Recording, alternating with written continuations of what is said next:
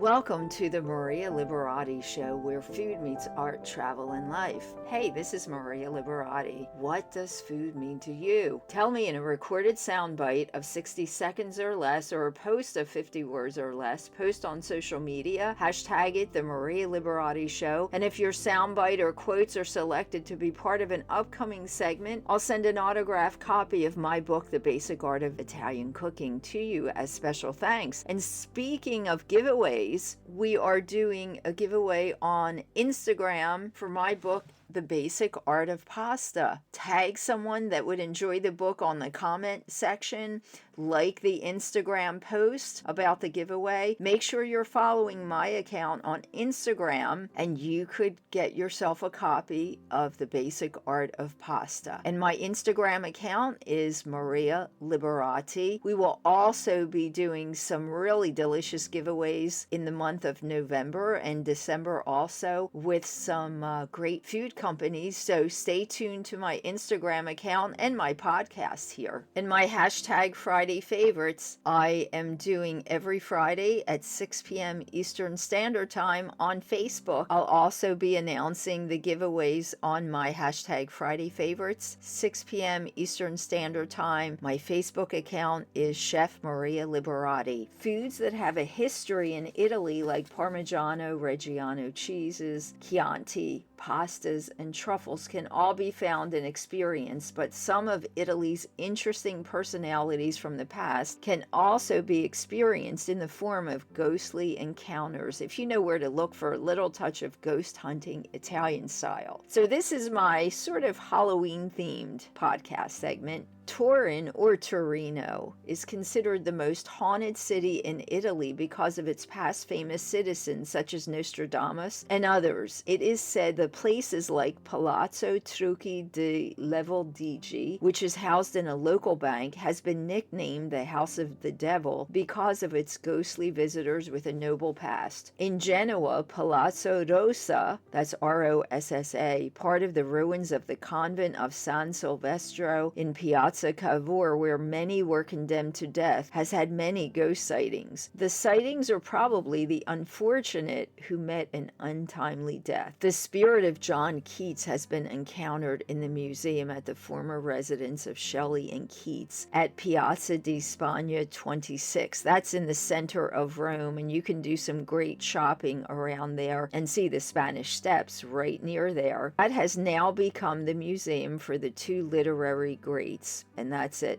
Piazza di Spagna 26. And it's said that it was there that Keats dressed before his death. The residence that I was living in Rome is next door to one of the palaces of Lucrezia Borgia, and was once part of the palace but has been turned into condominiums. So I had a few strange experiences and have been told that Lucrezia does come back to visit her palace every so often. In Potenza, Italy, there have been reports of hauntings at the castle of Lago Pisole, once the residence of Frederick II. Strange sounds and lights have been seen in the castle, especially during the time of the annual Palio in August. It is believed to be related to the former Queen Elena and her husband's conflict with an arch rival. While none of these ghostly apparitions have been scientifically proven, many people have reported such sightings. It makes for just another fun way to explore and tour.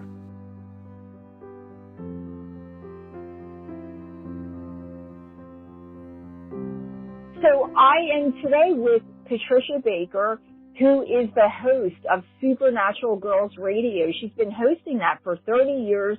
She's a paranormal expert, and I know we were talking about some of these haunted castles in Italy, especially because it's Halloween. But Patricia, can you tell us how do you catch a ghost? Can you catch a ghost?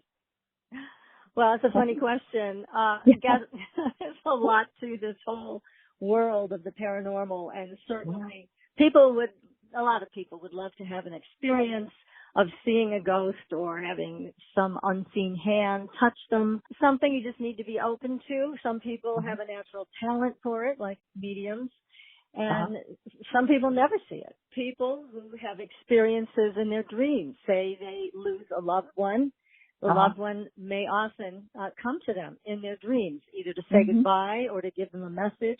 There are a lot of ways to communicate with the other side. But basically, you just have to be open to it and not let it scare you. Wow. And, somebody said that you live in a castle, my production intern, you live in a castle with many ghosts?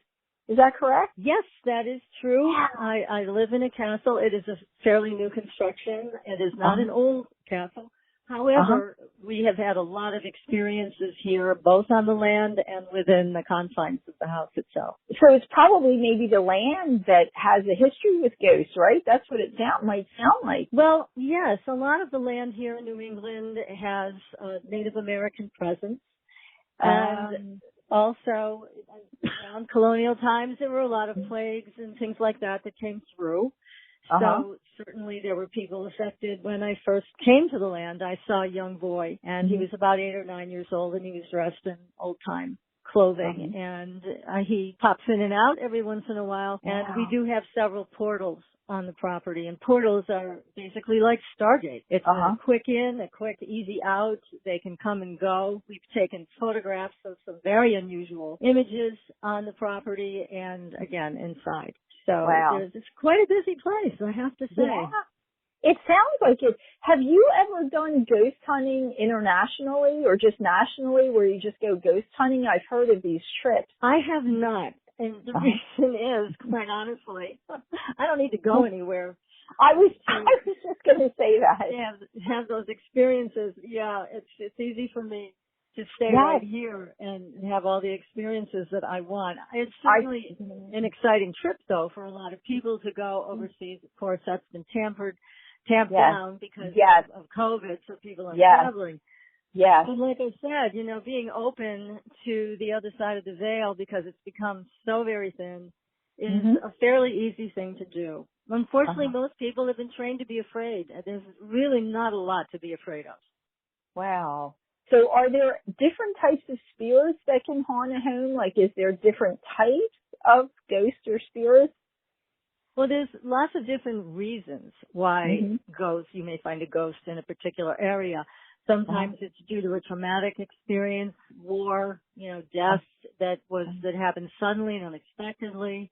And then there's also the reason that some spirits just happen to like the place. So whether they lived in that area before, they found it comforting, so they feel comfortable staying there. And then there's also other presence, which is not so fun, and that's the demonic presence. And the demonic presence, that's where you can get into a lot of trouble, and that's where it gets dangerous. So I don't recommend that, especially for novices who want an experience. They need to be cautious of that kind of thing. And I can tell you a story about that if you'd like. Yes, I was just about to ask you, what are some of your memorable investigations with this? Definitely, yes. Go ahead. Well, here's a cautionary tale to people. Yes. And during our show, Supernatural Girls, we had a medium on. She's very well known. And she had written several books, and we had her on the show. And during the beginning of the show, we kept hearing a very squeaky chair, so loud that it was ruining the broadcast. So during the commercial break, I went into the room where I can talk to her without the audience listening. And I said, hey, could you just please change your chair? Because we're hearing all this squeaky noise. Are you sitting in an office chair or something? And she said, it's not me. She said, I'm sitting in a straight back dining room chair. So, knew it wasn't me, I knew it wasn't my co-host, and I knew it wasn't her. So, we had a visitor. So, after I mentioned it, I talked about it on the air, because anything that happens that's paranormal during the show, I talk about it. I let our listeners know this is what's going on, and after I brought it up, it started to subside. So, after the show, a lot of times I'll just take photographs in the room to see what will show up. And this time, a devil's head showed up. It was clear and unmistakable. It had the horns on top. It had a pointy chin. And yes. And so, of course, I immediately called her. And let her know. I said, listen, you have something tailing you, and this is what it is. And so you need to do a major clearing. This thing is following you around, and I can tell you it's following you because it's not following me or my co-host. So I never heard back from her, but you see, she hadn't been feeling well. She had pneumonia. She was recovering from that. Been recovering very slowly from that. So she had been doing a lot of mediumship. Now, when you open that door and you don't feel physically well, you may be opening the door to things you don't want. This is the result of it. So this is my cautionary tale. Everybody needs to be aware that in the world of the paranormal, a lot of it's beneficial, a lot of it's very, very gentle, but there are some things like this. So you need to be careful. Yep, it's not just looking for the ghost, but being careful because there's all different types of spirits. You know what I wanted to ask you? So there are I'm actually, my home base is near the Philadelphia area, and there are some houses that are, they are haunted, and some of them do tours, and there are some people that have said that they've actually smelt like baking and stuff like that. Did you ever have any experience where they're doing things like that? Baking. Yeah, definitely. Oh yes, yes. When I was a therapist years ago, I can give you another example of that kind of thing. I had a client walk in, and I smelled that old-time heavy face powder that women used to wear. And so I mentioned it. I said, gosh, I'm getting this scent. And she burst into tears. She said, that is my grandmother. So yes, oftentimes if you're smelling something that has no explanation, then it's coming from the other world. And it's a way to get your attention. It's a way to have you tune in to possibly somebody you knew that would be associated with that kind of scent. With that scent. Oh, wow. That's really, really interesting. Yeah. I thought that was very, very interesting because, we talk a lot here about food and things, and I forget who it was, but somebody brought that to my attention of that. So that is really, really interesting. Let's see. So do you do anything special for Halloween? Do you do any kind of anything? I mean, you do this all the time because it's your radio show. That's right. It's just another day for us. Yes. What we do on the radio show is we usually run a series called Spooky October, where we bring guests in to talk about the darker sides of things or the more, challenging sides of the paranormal world. So, the paranormal to us is normal. And that's our tagline, where paranormal is normal. I grew up with this. So to me, all of this is very easy to understand. Not that I have all the answers for sure, but I do understand it because I lived with it for so long. Wow. And so now, it's Halloween, and you have a lot more people's attention, I'm sure, at this time of the year than because people look towards this type of topic, especially, I think, at this time of the year. Is there any, tips or things you can tell people to do if they want to, experience this in any way and, have a paranormal experience? I'll tell you, there's a lot of ghost tours that take place throughout the country, and we've had those people that do those tours on our show. They know what they're doing. They know the areas that they're taking their guests to, and they can give a history of, for example, an old hotel or something like that, and tell them some of what people have experienced, and then they can have an experience all their own. A lot of these ghost tours, also the leaders have something called a ghost box where they will pick up an EVP, so you can actually play that back after the tour is over and hear if you've caught anything. Some people catch things on photographs, which is exciting, but you're under the care of a leader who knows what they're doing. So I recommend ghost tours for that reason. Yeah, that's a good idea. Get into trouble. Yeah, that's a good idea, right? Because you're being led by an expert, so that would make sense. You're absolutely right. Patricia, is there any, like, where can people find you? I know it's Supernatural Girls Radio, and where do we find that? Is that just streaming online, and just let everybody know? Yeah, we're on Blog Talk Radio. They can also find us on our Facebook page. Okay. And they can follow us on Twitter, and we always announce our shows every week. We give people an opportunity to comment, and certainly they can call in during the show, the live show. All the shows are archived, and they can listen to any show at their convenience. So there's a lot of opportunities for people there, and we always love to hear from our audience. I always say we have one of the smartest audience in radio. They call in, they ask the most amazing questions, and our guests are always impressed by who we have in our audience. So it's been wonderful to be able to meet some of the people that I've met in the paranormal world, and I just love what I do. It is a lot of fun, and last week we had a star from The Voice on who loves the paranormal, Britton Buchanan, and he came on and told us about his paranormal adventures. He loves the paranormal, I think, almost as much as he loves singing and songwriting.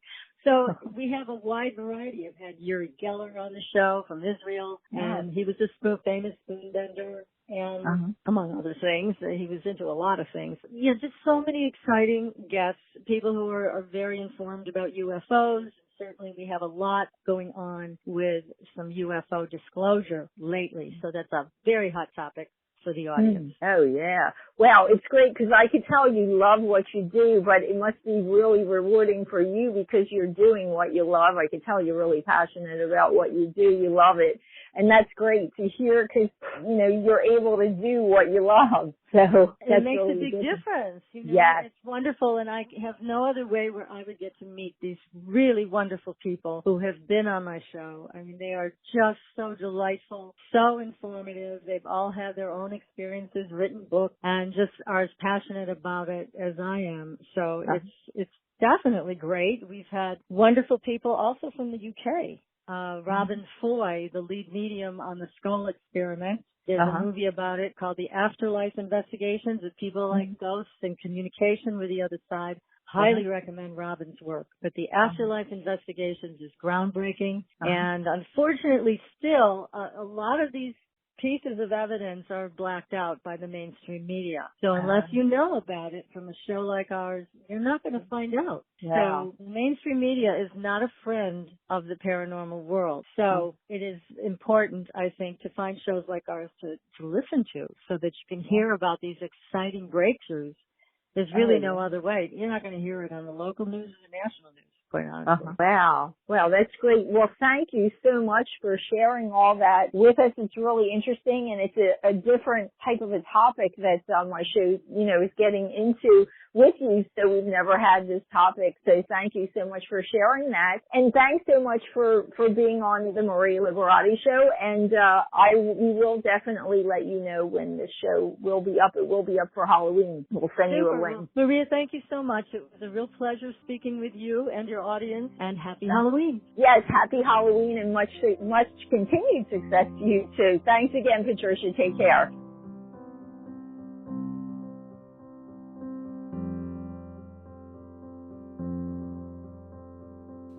If you're looking for an easy, uncommon recipe for your Halloween or Thanksgiving table that also brings to mind Italy's past, try a cake made of farro. It's a grain that has been around since ancient times. If you can find Vin Santo, which means holy wine, that's another wine from Italy's famous past that's still produced today. You can serve the cake with Vin Santo. It's a sweet wine, but if you can't find Vin Santo, you can substitute a sweet Marsala wine for the ingredients and also serve the cake with a sweet Marsala wine. Here's my recipe for a farro cake. It's called Torta di Fado, and it's from my book, The Basic Art of Italian Cooking, Da Vinci Style, which you can get anywhere online that sells books, but you can also get it on my website, marialiberati.com. The ingredients are 4 eggs, 4 cups of farro flour, 2 cups of sugar, 1 cup of milk, 1 cup of Vin Santo or sweet Marsala wine, 2 teaspoons of baking powder. So you're going to break all the eggs into a large bowl, Add the sugar and beat the eggs till foamy and that the eggs have become a pale yellow. Add in the farro flour about a tablespoonful at a time, mixing well after each addition. Add in the milk and Vin Santo or the sweet Marsala wine, a little bit at a time, mixing well after each addition. Then add in the baking powder and mix well. Line an 8-inch cake pan with parchment paper. I love to use parchment paper instead of flouring and buttering the pan. It makes baking so much easier because when your cake is done, you just lift up the parchment paper and take it out of the pan. So you're going to line an 8-inch cake pan with parchment paper, pour in the batter, bake in an oven preheated to 350 degrees, and bake for 30 minutes or until firm. When the cake is done, remove from the oven and let the cake cool in the pan. Once it's cool, you can just pick up by the ends of the parchment paper, take it out of the pan, and put it on a cooling rack or a serving dish. Dust it with powdered sugar and serve it with, as I said, Vin Santo or sweet Marsala wine. And if you ever had a ghost sighting in Italy, let me know. We'd love to hear from you at marialiberati.com or on the Maria Liberati Show. You can email me at maria@marialiberati.com. Thanks for joining in and listening to the Maria Liberati Show. If you have any recipes that were inspired by my farro cake, or if you make the farro cake that I talked about on today's segment and the recipe will be on my blog, and you want to show it off, take a picture of your homemade dish and hashtag the Maria Liberati Show. Post the photo on social media. We'll be gathering pictures and posting on my website for anyone that sends a picture of recipes that I gave on these podcast segments. And don't forget about the Instagram contest. My Instagram account is at Maria Liberati. We are giving away the Basic Art of Pasta book, my book, The Basic Art of Pasta. Now, this is only for the United States. We are giving the book away in the United States to the United States addresses only. If you are out of the United States, we can send you an ebook, but if you're in the US, we'll send you a hard copy of the book. So here's what you do. Make sure you're following my account on Instagram. It's Maria Liberati. Like the Instagram post about the giveaway. Tag someone that would enjoy the book in the comment section. And good luck. We will be announcing the winner shortly. Thanks to my producer, Britton Roselle, and this week's guest, paranormal expert Patricia Baker. Go to my website, marialiberati.com, and keep up with my blog and the show and my book series, The Basic Art of Italian Cooking. And you can follow me on Twitter at Maria Liberati, which with a capital M for Maria, on Facebook at Chef Maria Liberati, and on Instagram at Maria Liberati and Chef_Maria Liberati. And if you have any questions or tips or topics you'd like to hear about on the show or questions for any of the guests that you hear on my podcast, please email at marialiberati.com. And don't forget to post your answer to the question, what does food mean to you, in a recorded soundbite of 60 seconds or less, or a social media post of 50 words or less. Hashtag it, The Maria Liberati Show. Post on social media. Email me at marialiberati.com. And don't forget to share any ghost sightings that you might have had in Italy. Share them with us. Again, hashtag the Maria Liberati Show. If any of your answers are selected to be shared on one of the coming podcast segments, you'll receive an autographed copy of my book, The Basic Art of Italian Cooking. Peace, love, and pasta. Until next time.